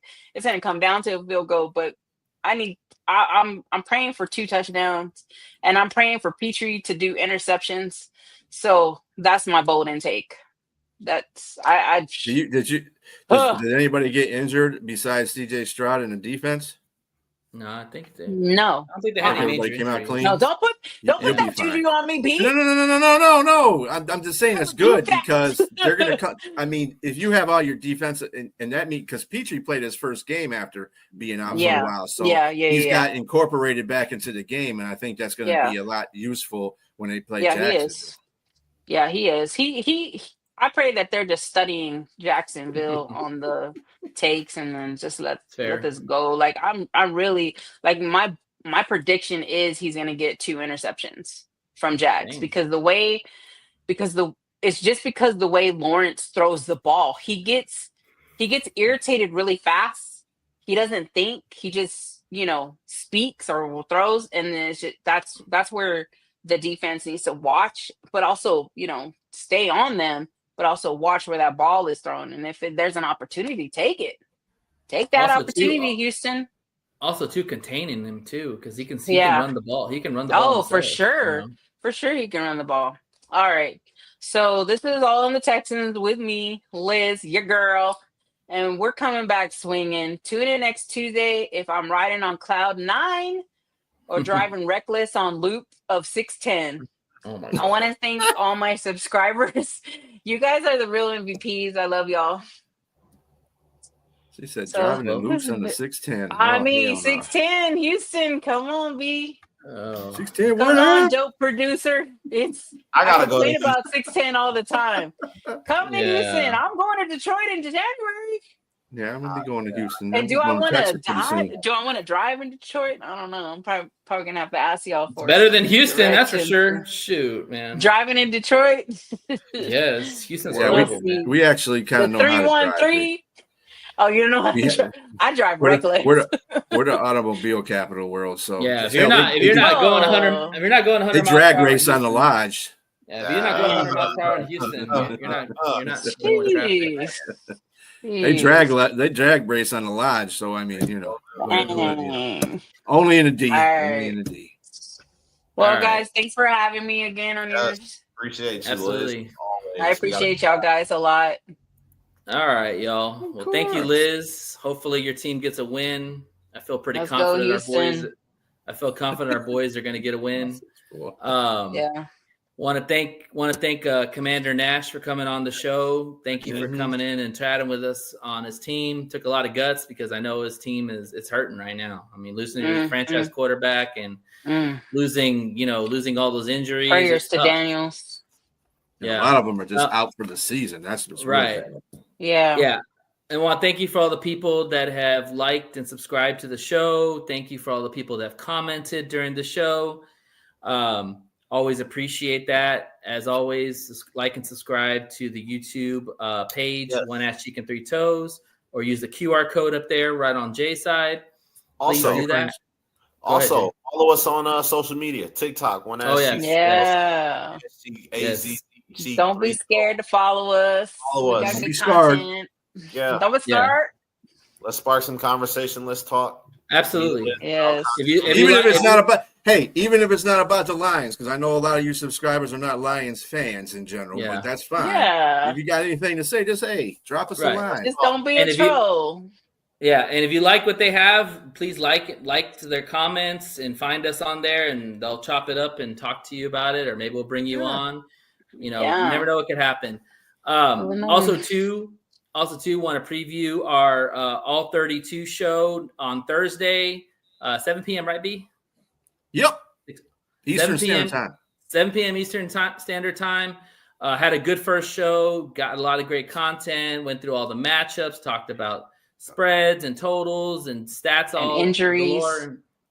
We talked a little bit about injuries. Yeah, we talked some injuries too. Okay. We're gonna probably talk some fantasy. We'll talk about all kinds of stuff. Just tune in 7 p.m. Eastern on Thursday, and then of course we're always on Tuesday at 7 p.m. Eastern time with a One Ass Cheek and Three Toes. So that's it for the show, y'all. To the haters out there for the North and the South, hey, you hate us because you ain't us. Have a good night. Exactly. See you on the other side.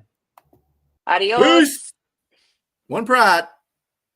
You cannot see what's in front of you. Yeah, promise that you'll get the running to if you knew what's about to come to you. It's about to get real dangerous. It's about to get real dangerous. It's about to get real dangerous.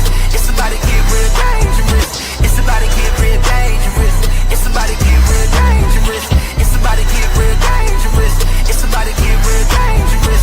Yeah, watch out, pop out, black out, pop out, beat 'em up, knock out. I had to see with it. I had to cover their head and cover their necks at the same time. I had to take out the ref. I make my own. Remember, Dre's Daiquiri Shop at Cotton Gin, 441 Railroad Street in Maxwell, Texas, 78656. Daiquiris, food, football, and fun. All a part of a game day victory. If you subscribe to One Ass Cheek, Three Toes on YouTube, you'll receive 5% off your total purchase or a free shot. Proof of subscription required.